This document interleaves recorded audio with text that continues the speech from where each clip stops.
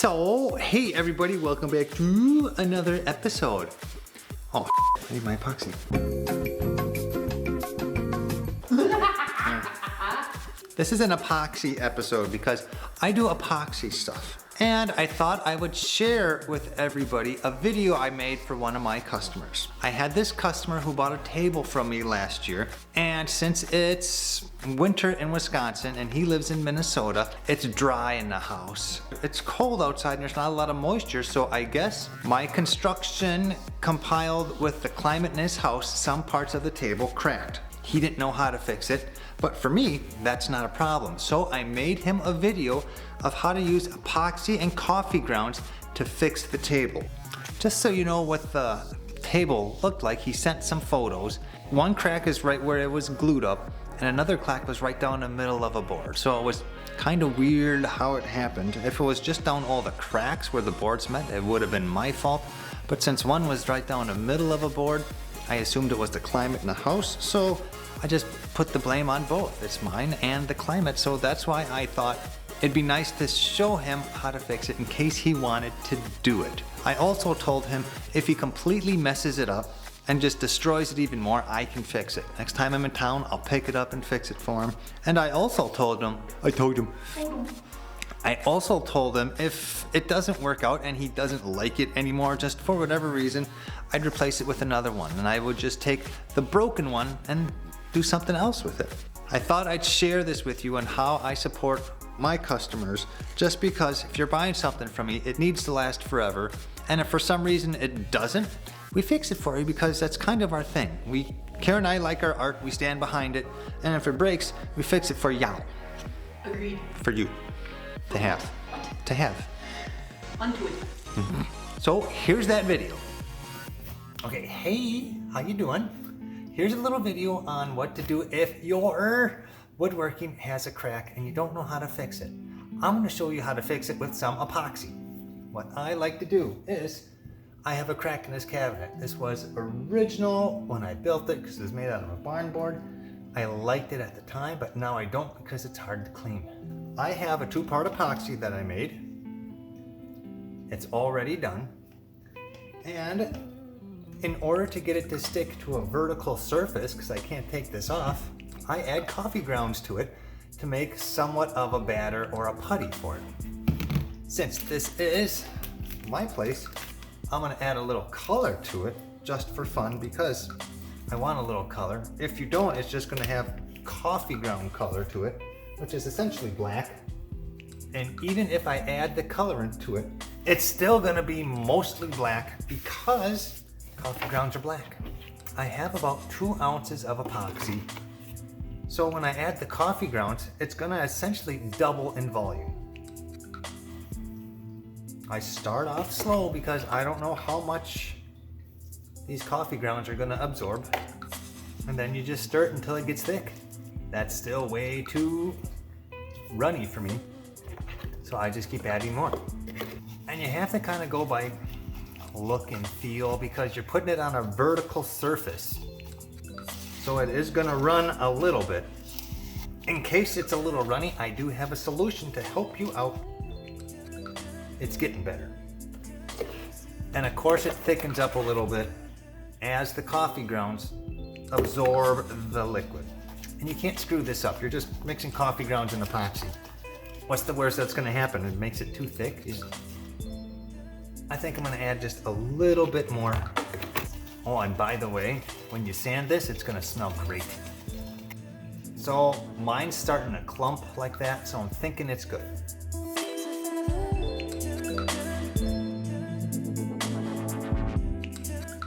If you notice, it stays in place for the most part.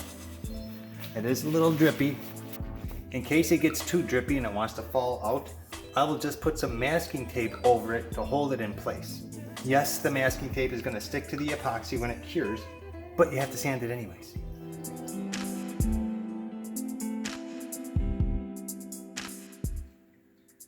So here's what it looks like right after I applied all of my coffee ground epoxy putty mixture. And yes, it will drip a little bit. Once again, if you are afraid it's going to drip too much, put some green tape on it, or any kind of tape. I'm gonna let it sit up for just a couple of minutes because the coffee grounds are absorbing the epoxy as we speak. Then I'm gonna scrape most of it off, because if you leave it like that, you have a lot more to sand. So do the pre-sanding, meaning do the scraping before it cures. You're gonna save yourself a lot of time. Here's what it looks like after I let it cure for about 5-10 minutes, and I cleaned it up a little bit. If you notice where the big crack was, I left that a little plump. I know I have to sand it, but I don't want to have it convex. I'd rather have it concave so I can sand it flush, because I have to sand that entire thing to get it to match. Where the smaller holes were, I did wipe that flush because that's not as important as the big gap. I didn't need to tape it at all because I added enough coffee grounds. So that is today, and then in 24 hours, I'll show you what it looks like and I'll show you how to sand it. Okay, it's the next day and the epoxy is fully cured and it's hard as a rock.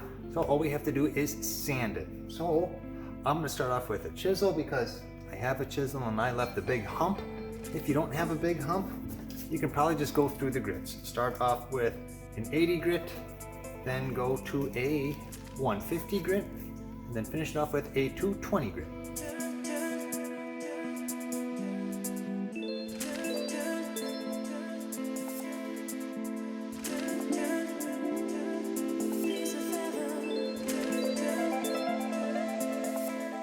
So all done sanding. It took maybe 10 minutes tops, and that's all by hand. If you have a power sander, most likely use a power sander.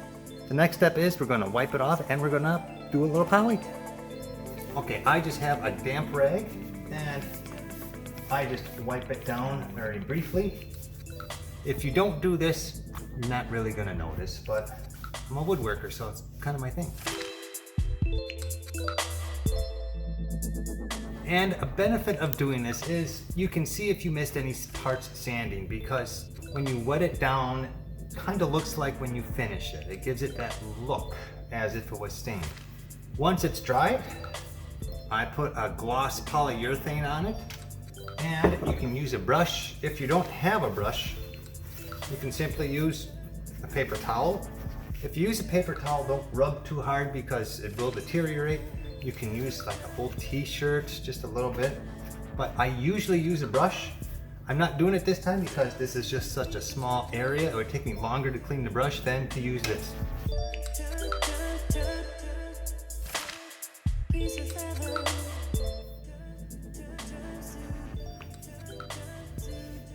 If you notice what I was doing, I was kind of doing my snake charmer thing where I'm going like this.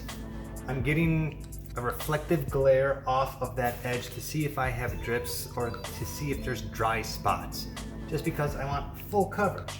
You're gonna let this dry for anywhere, it depends on your house. You could probably do it twice in a day. In my house, in the winter time, I usually do it once a day. In the summer, I can get away with more, but I'll let it dry. Tomorrow, I'll lightly sand it with 220 grit and then poly it again, and I'll do that for 3 times, meaning I'll poly it for a total of 3 times. When you sand it in between coats, you need to do that because you're putting a gloss surface on it, and when you put the next layer on, it has a hard time sticking to a shiny surface, so you lightly scratch it.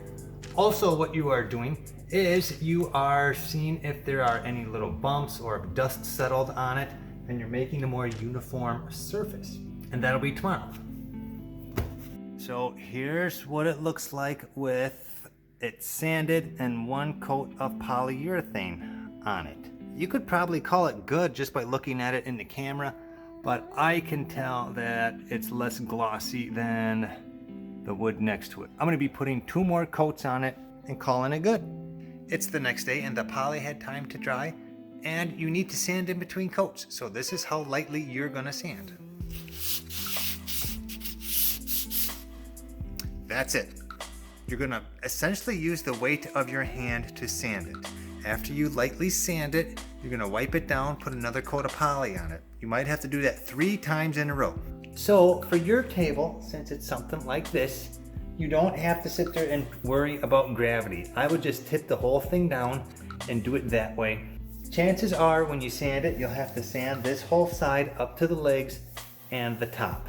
That's what you would do. Mine was a little different because it's a cabinet, but yours is a table.